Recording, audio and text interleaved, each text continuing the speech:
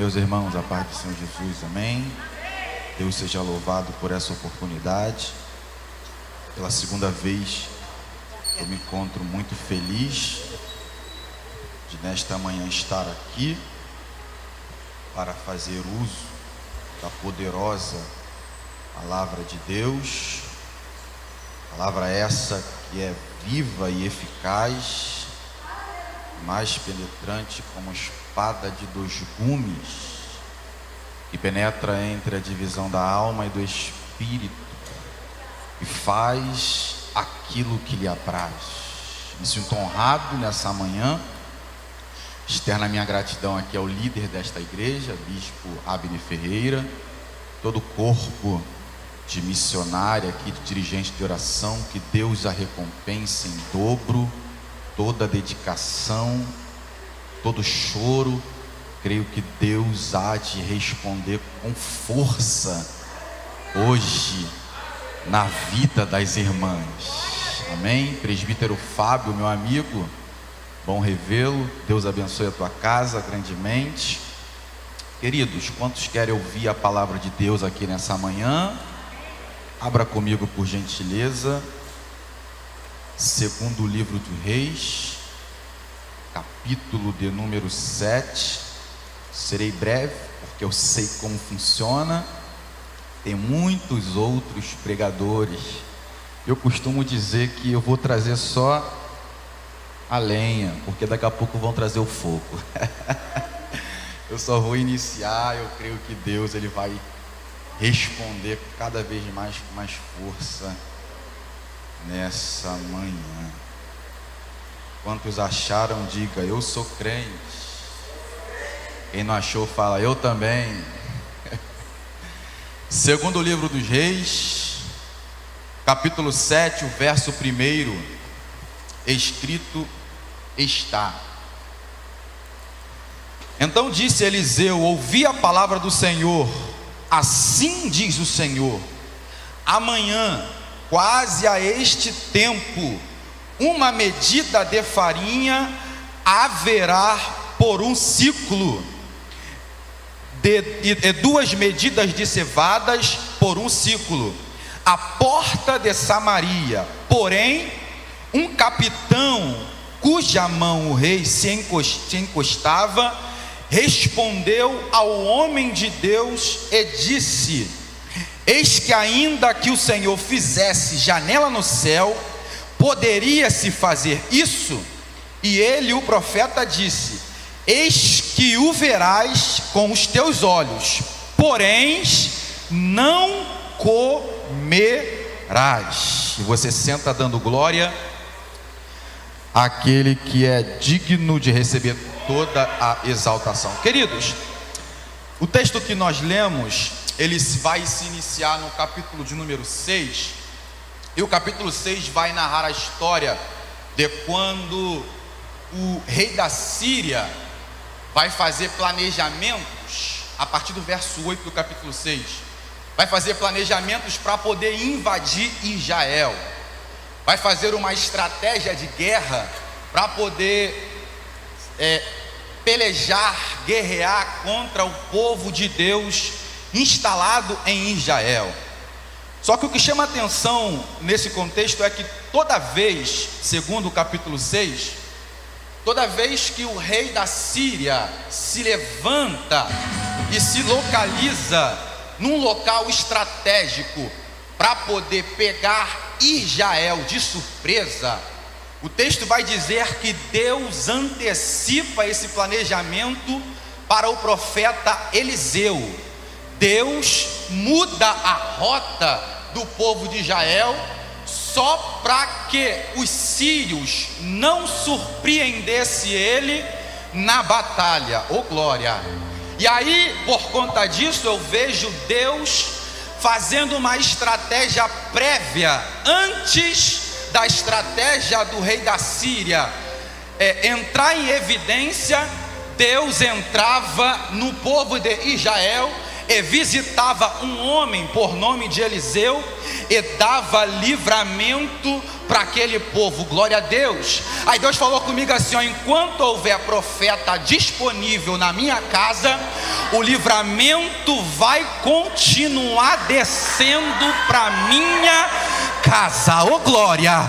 Enquanto tiver alguém na brecha disponível, ainda vivendo em santidade, ainda vivendo uma renúncia que condiz a Bíblia, sempre, sempre, sempre haverá um livramento de Deus para minha casa, diz o Senhor. É por isso que o inimigo tenta toda vez tomar a tua casa, missionária.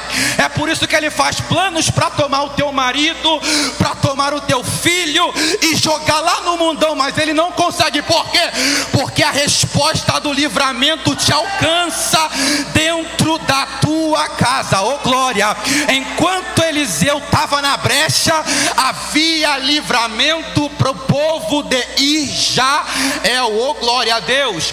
E o texto vai dizer que ele se sentia frustrado, o rei da Síria, porque toda vez que ele planejava, ele era surpreendido, porque Deus antecipava a sua peleja. Glória! E aí vai dizer o texto, capítulo 6, que ele vai ficar irado, vai se perturbar, ele vai ficar chateado, vai procurar saber o que está acontecendo. Vão contar para ele, tem um profeta lá, e o nome dele é Eliseu. Tudo que o irmão fala, tudo que o rei fala dentro da tua câmara, ele recebe a revelação lá onde ele está.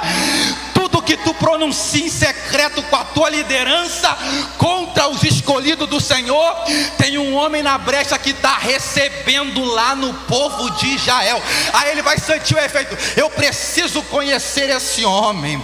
Diz o texto que ele vai procurar saber e descobre que está em Dotã. Então ele sai da Síria, vai até Dotã com carros e cavaleiros, tentando intimidar Eliseu. Mal sabe ele que homem de Deus não se intimida com carros e cavaleiros. A Bíblia vai dizer que carros e cavaleiros cerca a casa onde está Eliseu. E o moço de Eliseu, que era da escola dos profetas, vai sair primeiro e vai ver, fica espantado quando lhe vê aquela cena. E a Bíblia diz, o moço diz: ai meu Senhor, carros e cavalheiros estão ao meu redor. Ele entra desesperado. Eliseu fala: fica tranquilo. Por quê? Porque maior que está conosco do que o que está com eles. Ele não entende. Eliseu pega a hora e fala: pai, abre a visão desse moço. Oh glória a Deus! Deus entra com providência, abre a visão, e o moço vê no cume do monte carros e cavaleiros de fogo. Oh glória! Oh glória! Enquanto tinha carros e cavaleiros aqui naturais, o moço ergueu o olho e viu carros e cavaleiros de fogo, de fogo, de fogo. Ou seja, aleluia, o que está conosco é de fogo. O que está entrando na guerra é contigo, provém do fogo. Ele está entrando na tua guerra e diz: fica tranquilo que eu estou entrando hoje. Estou sentindo a presença de Deus aqui. Reminacama, fica tranquilo que eu dispenso hoje carros de fogo ao teu favor. Fica, oh meu Deus, oh meu Deus. Tem uma nuvem de fogo aqui nesse lugar. Tem. Quem está sentindo a nuvem de fogo? Quem está? Oh meu Deus.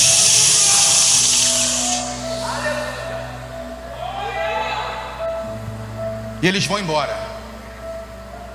Só que o texto vai dizer que dado o momento eles voltam para poder cercar aquele povo, ao ponto de gerar uma fome, de se instalar uma fome, porque eles cercam aquele povo. Então não podia mais se transitar para poder cultivar, plantar. Não se podia mais sair da sua casa para poder fazer o seu exercício natural da profissão. Então se instala uma fome naquela época. E aí quando se instala uma fome, o rei de Samaria fica irado. Por quê? Porque quem provocou isso foi Eliseu, essa afronta contra a Síria. Então o rei de Samaria vai procurar Eliseu. para poder buscar solução nele, oh glória.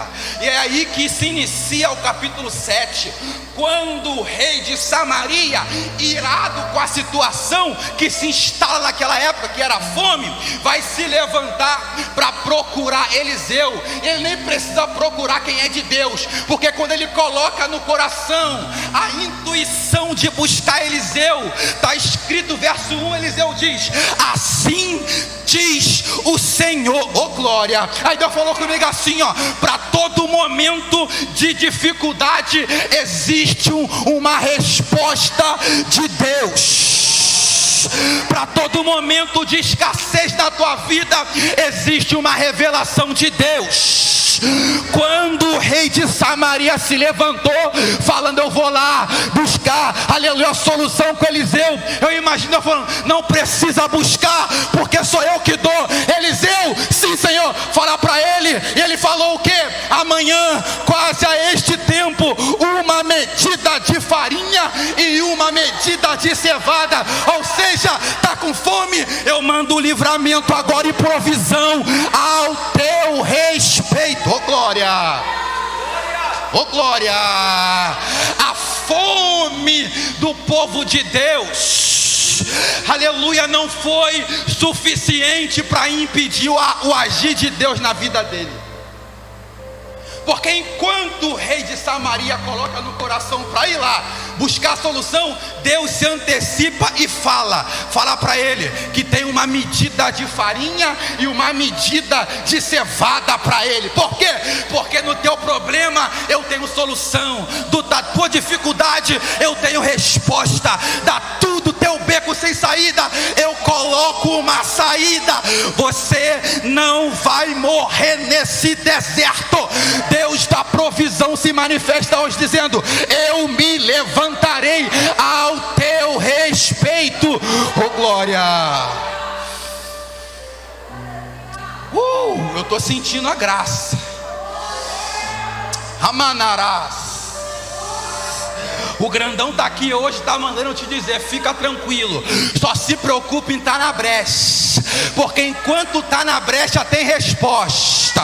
Enquanto tu é coluna na tua casa tem resposta. E a resposta é livramento e provisão. Livramento e provisão. Livramento e provisão. Livramento e provisão. A tua condição agora de santidade vai trazer livramento e provisão. Oh glória, oh glória.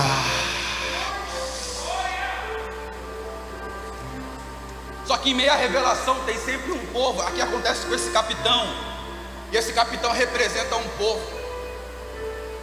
que está em Israel, mas que vive com a cabeça lá fora. Isso é triste, porque o verso 2 vai dizer que enquanto o profeta ele traz a revelação da provisão, que vai ter trigo e cevada, o verso 2 vai dizer que havia um capitão, e o capitão falou: ainda que o Senhor fizesse abrir janelas dos céus, porventura poderia fazer isso, o que o profeta Eliseu falou? Aí já que teve um descrente, um desavisado, já que teve alguém para duvidar, lá vai uma resposta para quem duvida. Aí Eliseu vira para ele e fala assim: ó, assim diz o Senhor, tu vai ver, mas tu não vai comer. Oh meu Deus, Deus está falando para você aqui hoje: para de duvidar naquilo que Ele tem para você. Você é de Deus, você vai ser sustentado por Deus.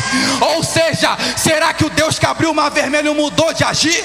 Será que o Deus, aleluia, que mandou maná no deserto parou de operar? Será que o Deus que mandou codorniz do céu, ele parou de funcionar? Não, creia somente, creia somente, creia que tu tens o Deus. A pior coisa aqui, aleluia, entre nós que somos irmãos, é duvidar de quem nós somos. Toda vez que eu duvido de quem eu sou, aleluia, eu coloco em risco as coisas que estão direcionadas a meu respeito.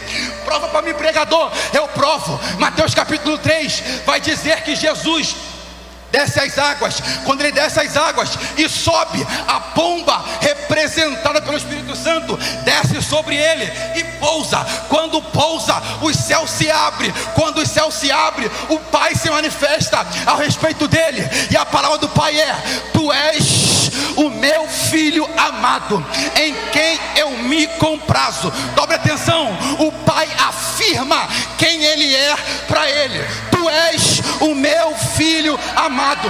Aí no capítulo 4 vai dizer o texto que Jesus é levado pelo Espírito para o deserto, fica 40 dias, e no final dos 40 dias, Satanás se apresenta para ele e vai falar para ele assim: ó, se tu és filho de Deus, transforma essa pedra em pães. Queridos, enquanto Deus no capítulo 3 afirmou: tu és o meu filho amado, Satanás se apresenta no capítulo 4 e fala: se tu és filho de Deus, ou seja, Deus está afirmando quem você é. E o inimigo toda hora, ele quer colocar dúvida naquilo que você é. Aí eu digo para você: vai viver a afirmação de Deus ou vai viver a dúvida do diabo? Oh glória, oh glória, oh glória. Eu louvo a Deus porque Jesus nos ensina, é tremendo. Por quê? Porque quem é de Deus não precisa se justificar. Quem é de Deus não precisa, aleluia, se mostrar. Não. Aí Jesus falou assim: ó, ei Satanás, nem só de pão viverá o homem, mas de quê? De toda palavra que sai da boca de Deus. Não se justifique, não duvide de quem você é, creia na palavra que foi liberada para a tua vida. Tem uma afirmação de Deus aqui para você, e a afirmação de Deus é: eu sou contigo. Eu sou contigo. Eu tô nesta guerra. E vai ter momento que ele vai falar assim: ó, nesta peleja tu não vai pelejar para ir ver de um livramento, porque eu tô contigo. Oh glória, oh glória. O grandão desceu aqui hoje, e ele está falando assim: ó, eu tô contigo. Mas só vive isso quem crê. Só vive isso quem acredita. Só vai viver a promessa quem crê. E é tudo que o inimigo quer. Ele quer parar a tua crença, ele quer parar a tua fé, porque ele sabe que a dúvida afasta Deus. Mas enquanto você fala: tá doendo, tá, mas eu prefiro acreditar. Por quê?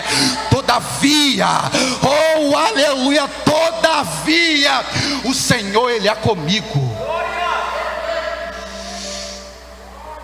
O inimigo, ele tentou enganar, tentou Jesus, mas Jesus deu um banho nele, falando: não preciso provar nada para você. Por quê? Porque eu sei quem eu sou. Eu sei quem eu sou. E as promessas estão condicionadas naquilo que eu estou, na minha identidade. Eu não vou provar para você, eu sei quem eu. Deus está mandando dizer assim: ó, fala para a minha igreja acreditar que ela é filha, e como filha ela tem direito a uma herança. Oh glória, tem uma herança de Deus para os filhos de Deus nesta manhã. Se tu entrou aqui com uma, aleluia, com uma afirmação de Deus ao teu respeito, eu digo para você: está descendo uma herança hoje na tua vida.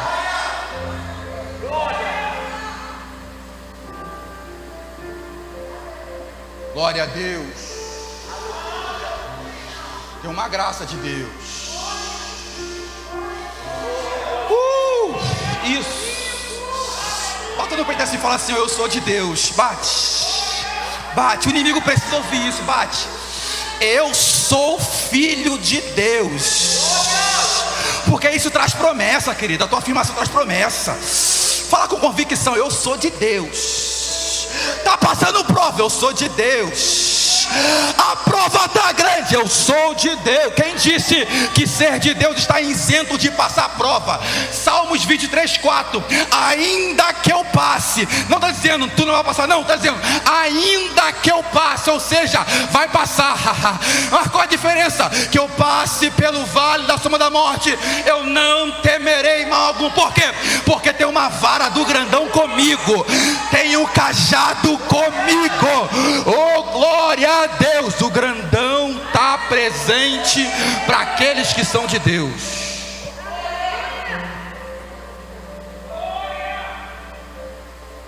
E aí esse capitão aqui, ele representa, infelizmente, aquele povo que é dito aqui nos evangelhos, que são israelitas, que estão em Israel, mas não são de Israel. Porque tem muita gente que vem aqui para ver, está pensando que evangelho é aquilo que você evangelho é aquilo que você vive. Evangelho não se vê, evangelho se vive.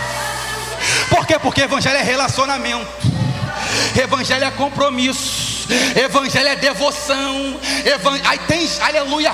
E aqueles que são marcados por Deus têm uma vida digna de relacionamento. Eu estou pregando para gente aqui que tem devoção com Deus todo dia, sabe? Todo dia acorda de manhã e antes de fazer qualquer coisa, a sua preocupação é abrir as escrituras e meditar no pão que está disponível para ele. Tem alguém comigo aqui nessa manhã?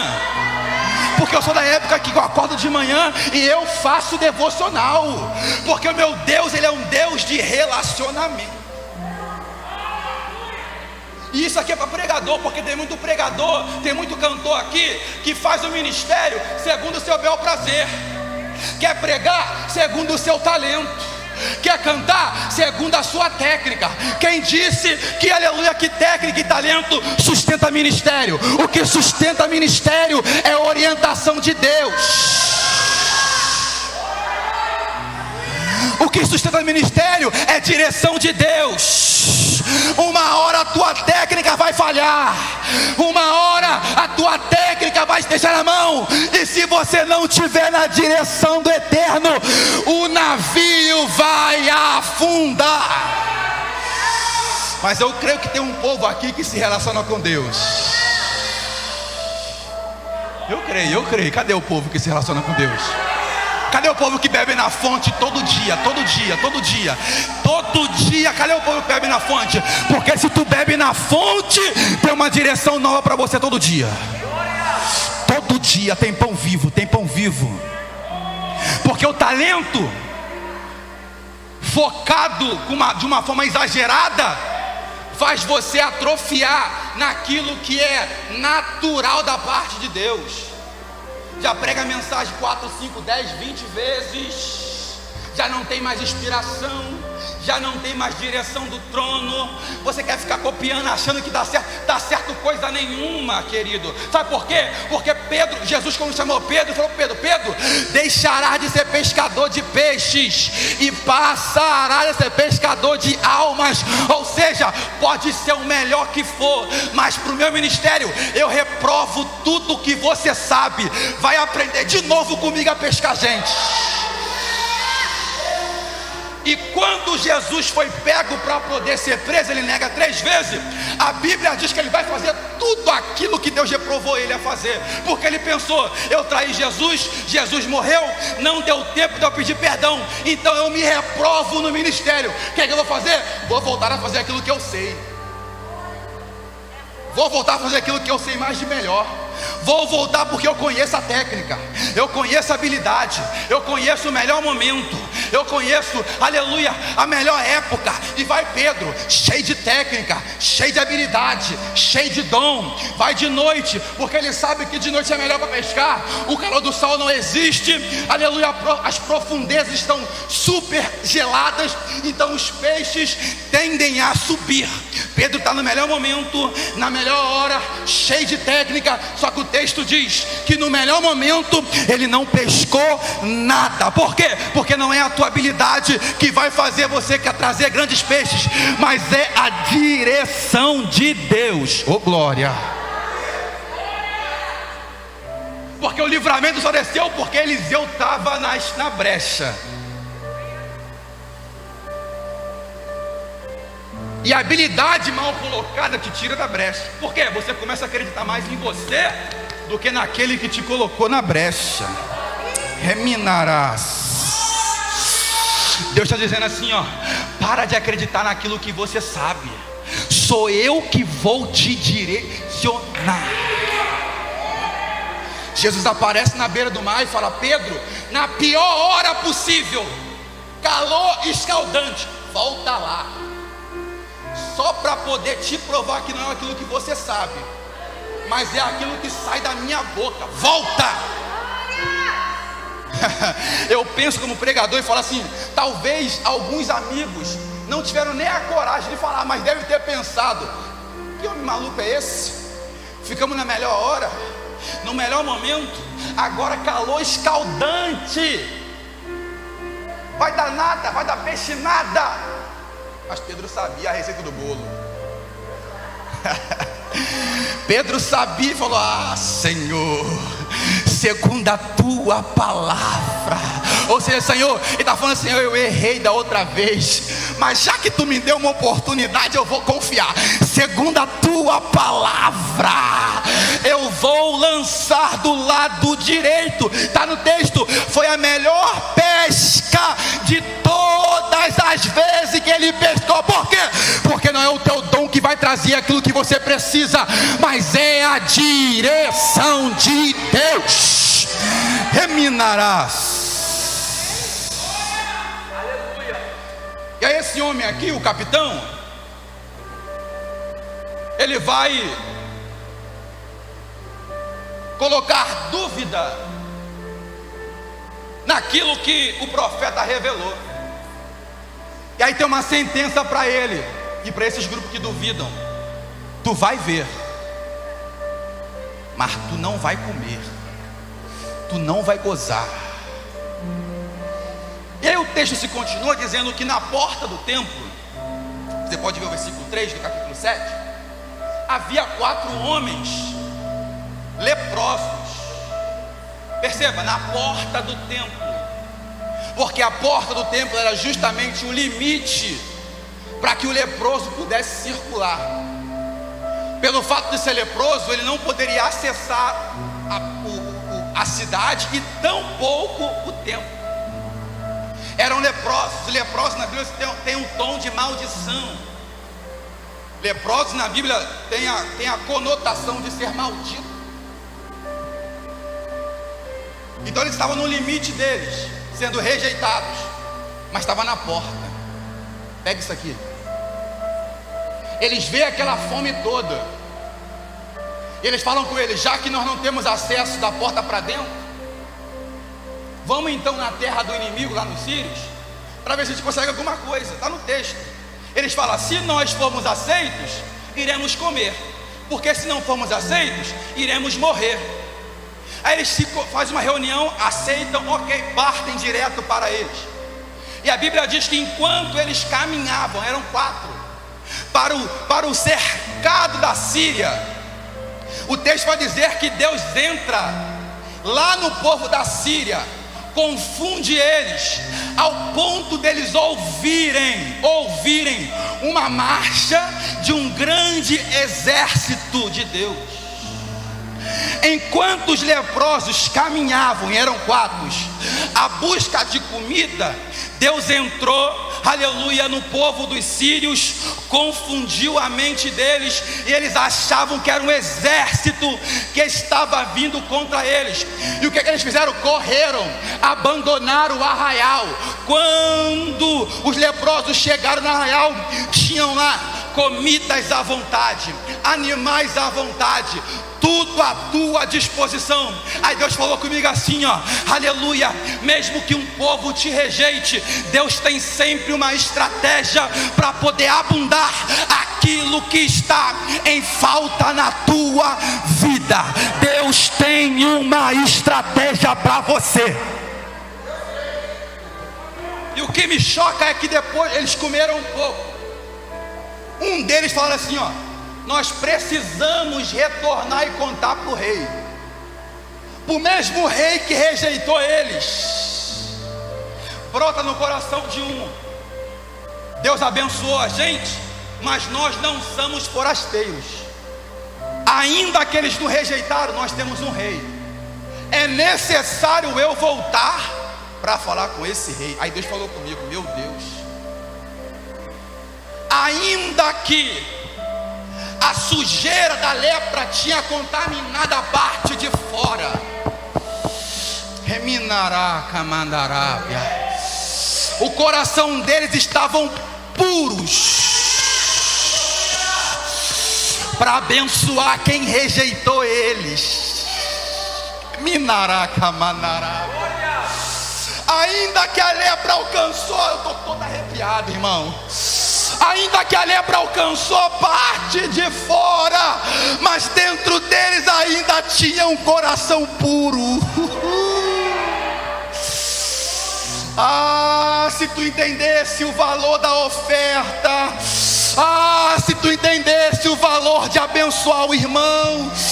Ah, se tu entendesse o valor de plantar, Deus abriria as comportas dos céus ao teu favor.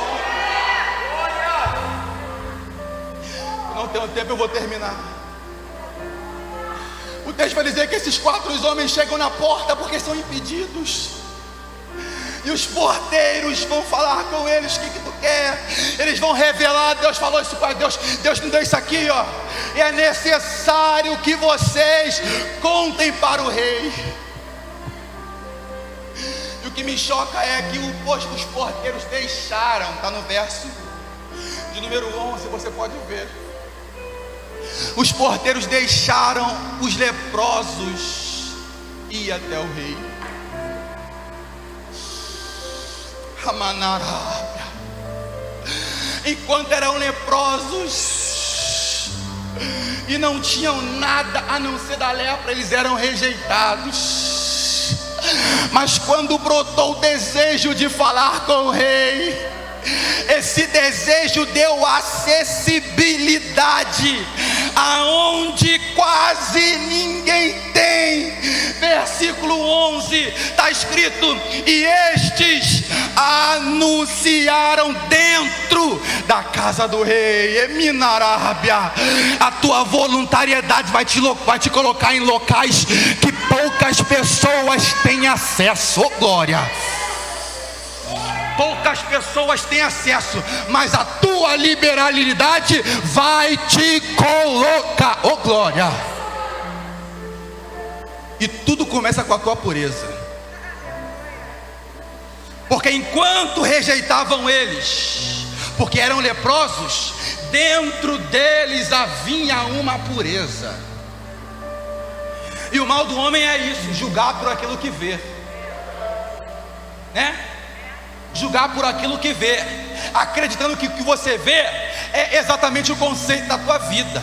Mas mal sabe eles que o projeto de Deus não é de fora para dentro. O projeto de Deus se inicia dentro e depois se externaliza fora. É Deus dizendo: o que eu tenho para você, você não precisa provar nada para ninguém. Ainda que duvide, creia que eu estou contigo, porque quem vai te direcionar sou eu. E eu choco isso porque a bênção que chega lá naquela terra onde tinha fome veio justamente por intermédio daqueles que foram rejeitados. Sabe o que Deus disse para mim? Que tudo começa pelo individual. Tudo começa no pessoal. Tudo começa no tete a tete. E o teu tete a tete, ele não vai te limitar de crescer. O teu anonimato com Deus não vai te impedir de produzir. O teu anonimato com Deus no teu quarto, sendo fiel a Deus, sendo honesta a Deus, sendo pura, sendo santa diante de Deus, vai te direcionar para trazer alimentos grandes para os grandes, porque eles estarão em conflito interior. A fome está instalada, não tem jeito nenhum. Fica tranquilo, eu estou levantando 4 leprosos com coração puro para trazer uma notícia de vitória. Fica tranquilo, porque Deus está levantando hoje aqui pessoas com corações puros, porque tem grande gente precisando de resposta. E queira você ser esse canal de resposta. Queira você ser esse canal de resposta. Eu concluo dizendo: a Bíblia vai dizer que todos vão lá, e a ordem que Deus dá para aquele capitão é: fica na porta. Meu Deus, a ordem do rei é: fica na porta. Ramanarasai. No mesmo lugar onde rejeitaram os leprosos, fica na porta. Ramanaracamadarabia. Vai ter empatia, vai viver a dor do outro, fica na porta, vai. Camandarás. E o texto diz que o povo de Israel estava faminto. Eles vão correndo até a cerca do povo da Síria. Eles vão correndo, está no texto, versículo 20. E eles atropelam o capitão que está na porta. Por quê? Porque tinha uma palavra do profeta de Deus a respeito dele: tu vai ver, mas não vai comer. Foi morto na porta. Viu os gados, viu os alimentos, mas não entrou. Por quê? Tudo por causa de uma dúvida. Creia mais naquilo que Deus falou, tá? Creia mais. Que Deus abençoe e acrescente essa palavra no coração dos irmãos. Grato eu sou por essa oportunidade mais uma vez. Deus seja com a igreja. Glória a Deus. Palavra tremenda. Decalamandaramanácia. Deus brada nessa terra. Aleluia.